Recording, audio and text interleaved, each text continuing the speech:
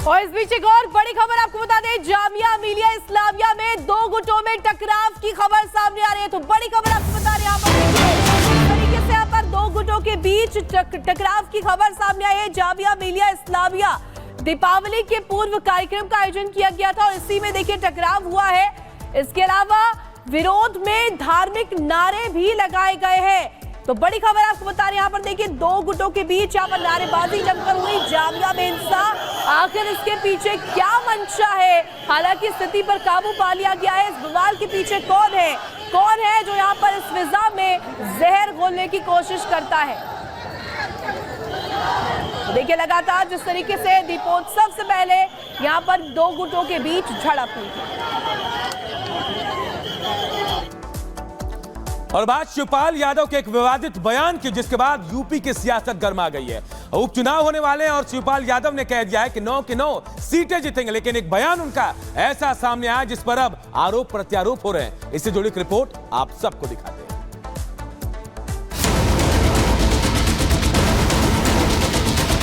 Vote दो नहीं तो फिर हिसाब किताब भी होगा। समाजवादी के जितने भी नेता कार्यकर्ता हैं उनका नाम लाल से लिखा जाएगा। 27 में सरकार बनाने जा रही, तब हिसाब किताब हो जाएगा। शिवपाल यादव सियासत के कितने मंझे हुए खिलाड़ी हैं, ये बात किसी से छिपी नहीं है। पहले लोकसभा में शिवपाल ने अपने बयान से सियासत को गरमाया। अब यूपी उपचुनाव से पहले उनके बयान से बवाल मचना तय माना जा रहा है। यूपी उपचुनाव की घोषणा के बाद सपा एक्टिव हो गई है। समाजवादी पार्टी के राष्ट्रीय महासचिव शिवपाल सिंह यादव लोगों के बीच जा रहे हैं, उनसे मिल रहे हैं। शिवपाल यादव अंबेडकर नगर के गोपालपुर पहुंचे, जहां पहले बीजेपी सरकार पर उन्होंने जमकर हमला बोला और फिर सरकारी अधिकारियों को सीधी धमकी भी दे दी। शिवपाल यादव ने अपने कार्यकर्ताओं को आदेश दिया कि बेईमान अधिकारियों का नाम लाल स्याही से लिखें। 2027 में सरकार बनने पर सबका हिसाब किताब होगा। समाजवादी के जितने भी नेता कार्यकर्ता हैं तो उनका नाम लाल से लिखा जाएगा और सरकार आने पर 27 में सरकार बनाने जा रही जो और बता तब हिसाब किताब हो जाएगा। शिवपाल यही नहीं रुके, उन्होंने उपचुनाव में एनडीए के अच्छे प्रदर्शन की न सिर्फ बात कही बल्कि 9 की 9 सीटों पर जीत का दावा भी कर दिया।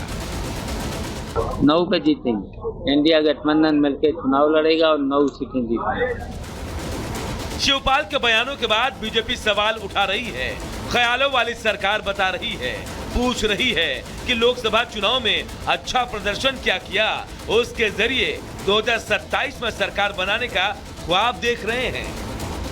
ये कोई पहली बार नहीं है जब शिवपाल ने किसी चुनाव में हिसाब किताब की बात कही हो। इससे पहले लोकसभा चुनाव के प्रचार के दौरान उन्होंने बदायूं में जनता से वोट मांगने के दौरान उनको भी धमकी दी, जिसका वीडियो काफी वायरल भी हुआ था। हम तो सब पे वोट मांगे हैं, जो देगा देगा, नहीं अपने लोग तो ही इतने तो लाखों से देता अपने तो हैं, सब देंगे वोट और तय अच्छा बताओ, दें तो दें, नहीं देंगे तो फिर पहले तो वोट दो नहीं तो फिर हिसाब किताब भी होगा। अब ऐसे में सवाल उठ रहे हैं कि जहां एक तरफ अखिलेश अपने पार्टी की छवि को बचाने में जुटे हैं, उपचुनाव में लोकसभा की जीत भुनाने में लगे हैं, उस पर चाचा का 2027 वाला अरमान भतीजे के अरमान पर पानी फिरने का काम तो नहीं कर जाएगा। Bureau report, Republic Bharat. और इस बीच एक बड़ी खबर राजधानी दिल्ली से आपको बता दें, जहां दम घोंटू हवा की वजह से लोगों की परेशानियां पहले ही बढ़ी हुई है। और एक बड़ी खबर, बड़ी जानकारी मिल रही है। यहाँ देखिए वायु प्रदूषण को लेकर के आज सुनवाई होनी है, सुप्रीम कोर्ट में सुनवाई होगी। लगातार प्रदूषित हो रही हवा, दिल्ली में जो स्तर है वो लगातार गिरता जा रहा है प्रदूषण का। 400 के पार AQI पहुंची हुई है। ITO क्षेत्र की तस्वीर आपको दिखा रहे हैं, देखिए जिस तरीके से यहाँ पर ये स्थिति बनी हुई है, 400 के पार AQI पहुंचा हुआ है और आज इसको लेकर के सुप्रीम कोर्ट में सुनवाई। तो दिल्ली NCR में खराब स्थिति में AQI लगातार बनी हुई है और इसके साथ साथ जो प्रदूषण का स्तर है, प्रदूषण का स्तर लगातार गिरता जा रहा है। और इसके अलावा आज इसको लेकर के सुनवाई होनी है।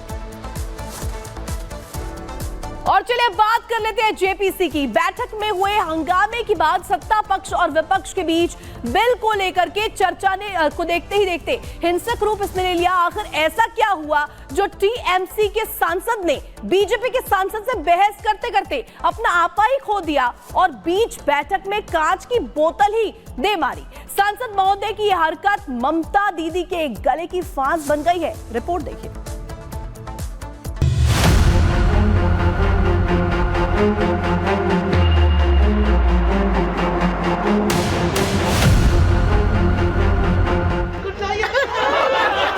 How many cases you know? I've done in Supreme Court. I get. What's understand? इन जनाब को तो आप जानते ही होंगे, याद नहीं आ रहा तो हम करा देते हैं। ये ममता की पार्टी टीएमसी के सांसद हैं, नाम है कल्याण बनर्जी। मिमिक्री के अलावा ये लड़ाई भी बहुत अच्छी कर लेते हैं। हम तो नहीं जानते थे, पर इन्होंने ही अपने हुनर का परिचय दे दिया, वो भी संसदीय समिति की बैठक में। जब वक्फ बिल को लेकर चर्चा चल रही थी तो जनाब बीजेपी के सांसद से बहस करते हुए इतना गुस्सा हो गए कि कांच की बोतल ही मेज पर फोड़ दी, और वो भी फिल्मी स्टाइल में, जिसके बाद बवाल मच गया और सियासत गरमाने लगी। इसको रोक लगनी चाहिए, क्योंकि वक्फ के अंदर संशोधन करने से गरीबों का, मजलूमों का, बेवाओं का, अनाथों का भला होगा, परंतु ये चाहते हैं कि भड़काया जाए और इसको रोक लगाई जाए, और इसीलिए ये सब हिंसा पर भी उतर आए हैं। जेपीसी मीटिंग की अपनी एक गरिमा होती है और उसमें शामिल किसी भी सदस्य को या किसी भी विटनेस को कुछ भी बोलने का अधिकार नहीं होता है। ये मुद्दा सियासी तूल पकड़ता जा रहा है। ममता के सांसद की करतूत से पूरा विपक्ष कटघरे में खड़ा हो गया है, लेकिन कल्याण बनर्जी आखिर इतने आक्रोशित क्यों हो गए कि बोतल ही मेज पर फोड़ दी? इसे समझ लीजिए। हुआ यूं कि वक्फ बिल पर चर्चा के लिए बैठक हो रही थी, वहां ओडिशा को लेकर एक प्रेजेंटेशन दिया जा रहा था। तभी कल्याण बनर्जी कुछ बोलने के लिए हाथ उठाते हैं। उन्हें बीजेपी के सांसद अभिषेक गंगोपाध्याय ने टोक दिया, तो फिर दोनों सांसदों के बीच में बहस शुरू हो गई। विवाद बढ़ा तो दोनों ओर से अपशब्दों का इस्तेमाल होने लगा। गुस्से में टीएमसी सांसद ने अपनी